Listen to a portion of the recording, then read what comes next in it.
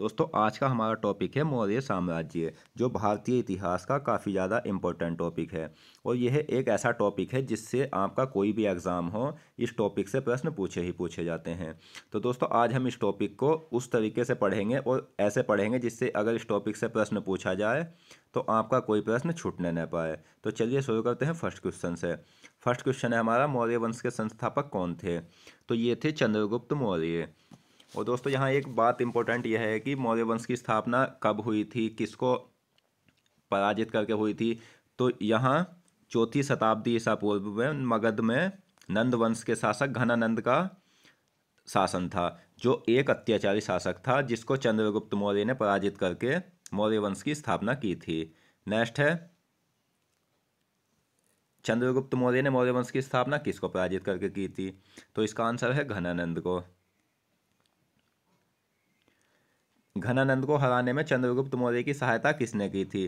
दोस्तों जब घनानंद को चंद्रगुप्त मौर्य ने हराया था तो उनकी सहायता चाणक्य ने की थी। ये काफ़ी ज़्यादा इंपॉर्टेंट है। नेक्स्ट है, भारत का सबसे पुराना राजवंश कौन सा है? मौर्य वंश ही भारत का सबसे पुराना राजवंश है। यह आपको याद रखना है और काफ़ी ज़्यादा इंपॉर्टेंट भी है। नेक्स्ट है, मौर्य वंश का प्रतीक चिन्ह क्या है? इसका आंसर है मयूर। चंद्रगुप्त मौर्य की माता का नाम क्या था? चंद्रगुप्त मौर्य की माता का नाम मोर था। और दोस्तों मौर्य वंश, जो मौर्य नाम पड़ा था इस वंश का, वो चंद्रगुप्त मौर्य की माता के नाम मोर के नाम पर ही पड़ा था। नेक्स्ट है, मोर का संस्कृत में अर्थ क्या है? मोर का संस्कृत में अर्थ है मौर्य। नेक्स्ट है, मौर्य वंश का नाम मौर्य वंश किसके नाम पर पड़ा? यह भी एग्जाम में पूछा जा सकता है। तो यह पड़ा था चंद्रगुप्त मौर्य की माता मोर के नाम पर। नेक्स्ट हमारा मौर्य वंश के प्रमुख शासक। अब हम मौर्य वंश के प्रमुख शासक के बारे में जान लेते हैं। तो पहला शासक जो थे वो चंद्रगुप्त मौर्य थे। मौर्य वंश का प्रथम राजा कौन था? तो वो था चंद्रगुप्त मौर्य। चंद्रगुप्त मौर्य मगध की गद्दी पर कब बैठा था? यह बैठा था 322 ईसा पूर्व। नेक्स्ट है, प्रथम भारतीय साम्राज्य की स्थापना किसने की थी? दोस्तों प्रथम भारतीय साम्राज्य की स्थापना चंद्रगुप्त मौर्य ने ही की थी। नेक्स्ट है, यूनानियों को भारत से किस शासक ने निकाला? यूनानियों को भारत से निकाला था चंद्रगुप्त मौर्य ने। यहाँ हम यह जान लेते हैं कि यूनानियों को भारत से चंद्रगुप्त मौर्य ने किस प्रकार निकाला था। तो दोस्तों चंद्रगुप्त मौर्य और सेल्यूकस निकेटर के बीच 305 ईसा पूर्व में एक युद्ध हुआ था, जिसमें चंद्रगुप्त मौर्य ने सेल्यूकस निकेटर को पराजित कर दिया था। जिसके बदले चंद्रगुप्त मौर्य ने चंद्रगुप्त सेल्यूकस निकेटर को 500 हाथी उपहार में दिए थे, और सेल्यूकस निकेटर ने 500 हाथी देकर बदले में एरिया, हेरात, अराकोसिया जिसे कंधार भी कहा जाता है, जैड्रोसिया बलूचिस्तान कहा जाता है जिसे, और पेरिपेनिसदाई काबुल के कुछ क्षेत्र दिए थे। जिस प्रकार इन क्षेत्रों को देकर चंद्रगुप्त मौर्य ने 500 हाथी उपहार में दे दिए थे और सेल्यूकस निकेटर भारत से चला गया था। अब जान लेते हैं कौटिल्य चाणक्य के बारे में। चाणक्य कहाँ का निवासी था? दोस्तों चाणक्य तक्षशिला निवासी एक ब्राह्मण था। किसके आधार पर चाणक्य तक्षशिला निवासी ब्राह्मण था? एक महावंश टीका है जिसके आधार पर चाणक्य तक्षशिला निवासी ब्राह्मण था। नेक्स्ट आ जाता है, चाणक्य का पालन पोषण किसने किया था? चाणक्य का जो पालन पोषण हुआ था वो उनकी माता के संरक्षण में हुआ था। किस पुस्तक में यह कहा गया कि राजा नंद ने चाणक्य को दरबार में अपमानित किया था? तो ये कहा गया है मुद्रा राक्षस में। यहाँ हम एक बात और जान लेते हैं, चाणक्य जो था वो राजा नंद के दरबार में रहता था, और एक दिन ऐसा हुआ कि चाणक्य को राजा नंद ने दरबार में अपमानित कर दिया, जिस कारण चाणक्य ने सोच लिया था कि, यानी कि उस दिन ही शपथ ली थी कि इसको पराजित करके इस वंश की नष्ट करना है, यानी कि इस वंश के हमें छीनना है। नेक्स्ट, चंद्रगुप्त मौर्य के काल में प्रधानमंत्री, महामंत्री तथा प्रधान पुरोहित के पद पर कौन थे? तो ये चाणक्य ही थे। चाणक्य के पिता का नाम क्या था? चाणक्य के पिता का नाम ऋषि चणक था। नेक्स्ट है, पुराणों में द्विसर्जब श्रेष्ठ ब्राह्मण किसे कहा जाता है? तो ये चाणक्य को कहा जाता है। नेक्स्ट हमारा, भ्रत्ता कोश के अनुसार चाणक्य की पत्नी का नाम क्या था? चाणक्य की पत्नी का नाम यशोमती था।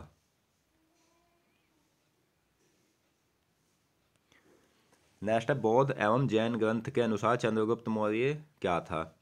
तो ये था क्षत्रिय। और ज़्यादातर विद्वान इसी मत से सहमत है कि चंद्रगुप्त मौर्य जो था वो क्षत्रिय था। चंद्रगुप्त मौर्य ने सेल्यूकस निकेटर को कब पराजित किया था? ये किया था 305 ईसा पूर्व में। नेक्स्ट चंद्रगुप्त मौर्य की पत्नी का नाम क्या था? दोस्तों चंद्रगुप्त मौर्य की पत्नी का नाम जो था वो हेलेना था, जिसे कर्नेलिया भी कहा जाता है। ये काफ़ी ज़्यादा इंपॉर्टेंट है और कई बार एग्जाम में पूछा भी गया है। हेलेना किसकी पुत्री थी? सही आंसर है इसका सेल्यूकस निकेटर की। नेक्स्ट मैगस्थनीज किसके दरबार में रहता था? दोस्तों मैगस्थनीज चंद्रगुप्त मौर्य के दरबार में रहता था। मैगस्थनीज किसका राजदूत था? मैगस्थनीज सेल्यूकस निकेटर का राजदूत था जो चंद्रगुप्त मौर्य के दरबार में आया था। मैगस्थनीज द्वारा लिखित पुस्तक का नाम क्या है? मैगस्थनीज द्वारा पुस्तक का नाम है इंडिका। और मैगस्थनीज के बारे में कुछ जान लेते हैं। मैगस्थनीज काफ़ी समय तक भारत रहा। उसने भारत में जो देखा उसको उसने अपनी पुस्तक इंडिका में लिखा। और मैगस्थनीज भारत से पहले सेल्यूकस निकेटर का राजदूत कहाँ था? तो ये था अराकोसिया में। किसमें चंद्रगुप्त मौर्य को विरसल तथा कुलहीन कहा गया है? ये कहा गया है मुद्रा राक्षस में। यह एक पुस्तक है। मुद्रा राक्षस के लेखक कौन हैं? मुद्रा राक्षस के लेखक है विशाखदत्त। कई बार एग्जाम में पूछा गया है। नेक्स्ट हमारा किसमें चंद्रगुप्त मौर्य को नटराज का पुत्र कहा गया है? यह कहा गया है विशाखदत्त की मुद्रा राक्षस में ही। भारत का मैकियावेली कहलाता है चाणक्य। नेक्स्ट दक्षिण चंद्रगुप्त मौर्य की दक्षिण विजय की जानकारी कहाँ से मिलती है? ये मिलती है एहनानोर एवं मोनानोर, जो जैन और तमिल साक्ष्य है, तथा अशोक के अभिलेख से चंद्रगुप्त मौर्य की दक्षिण विजय की जानकारी मिलती है। बंगाल विजय पर चंद्रगुप्त मौर्य की जानकारी कहाँ से मिलती है? यह मिलती है महास्थान अभिलेख से। नेक्स्ट सोहगोरा ताम्रपत्र एवं महास्थान अभिलेख का संबंध किस शासक से है? यह भी एग्जाम में पूछा जा सकता है, काफ़ी ज़्यादा इंपॉर्टेंट है। तो यह है चंद्रगुप्त मौर्य से संबंधित है। सहगोरा ताम्रपत्र कहाँ स्थित है? यह गोरखपुर में है। नेक्स्ट महास्थान अभिलेख कहाँ स्थित है? तो ये दोस्तों बांग्लादेश के बोगरा जिले में है। और यहाँ यह पूछा जा सकता है कि सहगोरा ताम्रपत्र और महास्थान अभिलेख किस कारण प्रसिद्ध हुए थे? तो ये प्रसिद्ध हुए थे चंद्रगुप्त मौर्य के काल में, अकाल के समय। प्राचीन भारतीय राजनीति का प्रसिद्ध ग्रंथ है, यह है अर्थशास्त्र। काफ़ी ज़्यादा इंपॉर्टेंट और कई बार एग्जाम में पूछा भी गया है, यह आपको याद रखना है। अर्थशास्त्र के लेखक कौन थे? ये थे चाणक्य, जो चंद्रगुप्त के दरबार में रहते थे। चाणक्य के बचपन का नाम क्या था?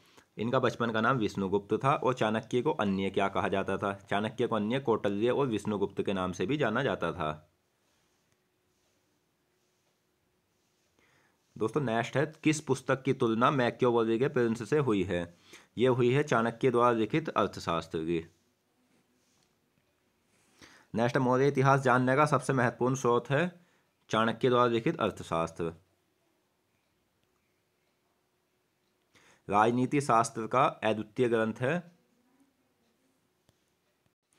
तो यह है चाणक्य द्वारा लिखित अर्थशास्त्र। और आपको यह भी याद रखना है कि अर्थशास्त्र ऐतिहासिक ग्रंथ नहीं है, यह राजनीति शास्त्र का एक अद्वितीय ग्रंथ है।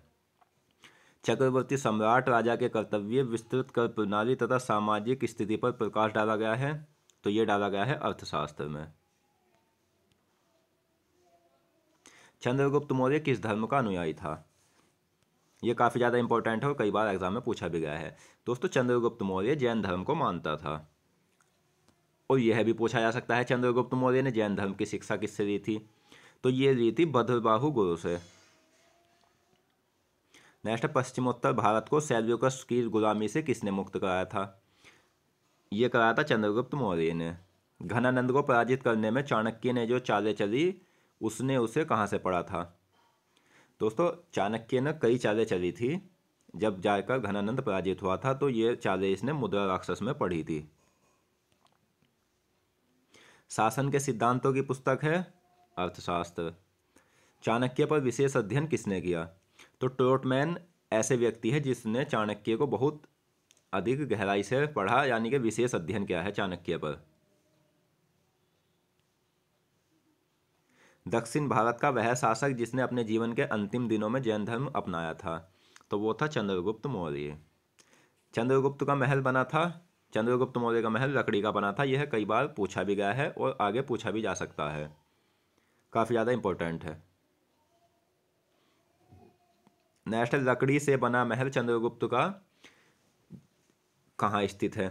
तो लकड़ी का महल चंद्रगुप्त मौर्य का पाटलिपुत्र में था। चंद्रगुप्त मौर्य ने सैनिक शिक्षा कहाँ से ग्रहण की थी? तो इन्होंने सैनिक शिक्षा तक्षशिला से ग्रहण की थी। नेक्स्ट, मालवा, गुजरात और महाराष्ट्र पहली बार किस शासक ने जीता था? ये जीता था चंद्रगुप्त मौर्य ने। किसने बहुत बड़ा विस्तृत प्रशासन तंत्र स्थापित किया? चंद्रगुप्त मौर्य ने।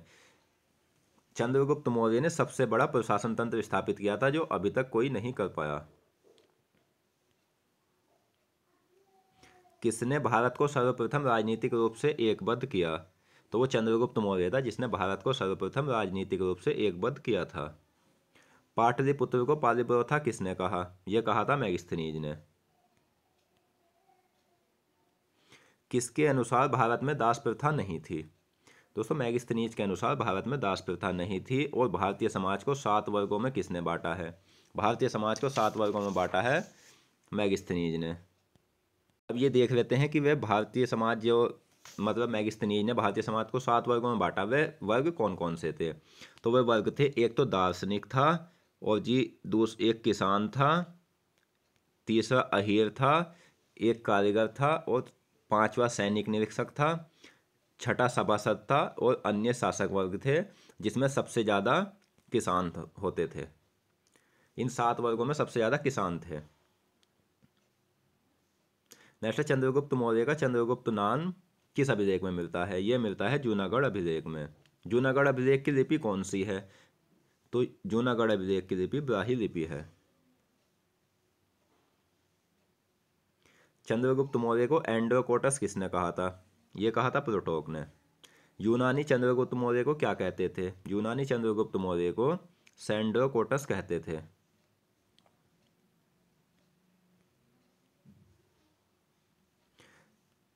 नेक्स्ट, चंद्रगुप्त मौर्य को सैंड्रोकोटस किसने कहा था?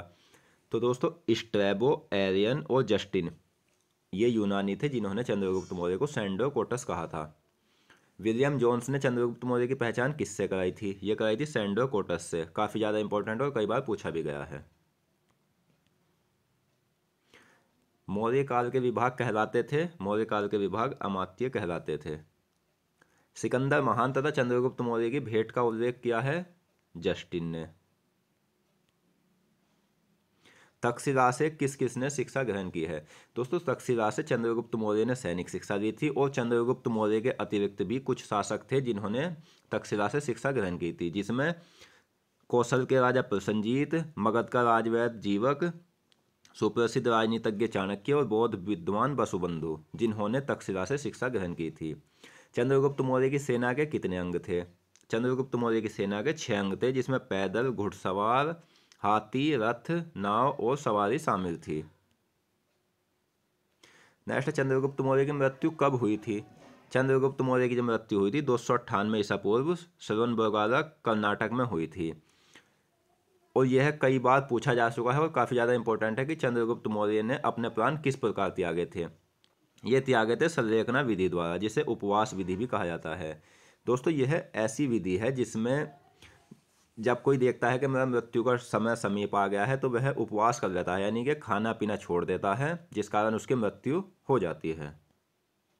दोस्तों, आज की इस वीडियो में हमने मौर्य वंश के प्रमुख शासक यानी कि प्रथम शासक चंद्रगुप्त मौर्य के बारे में पढ़ा, और अगली वीडियो में हम चंद्रगुप्त मौर्य के उत्तराधिकारी और मौर्य वंश से संबंधित अन्य बातों को पढ़ेंगे।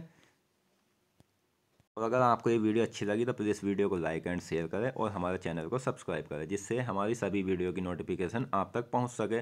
मिलते हैं नेक्स्ट वीडियो में, तब तक के लिए धन्यवाद।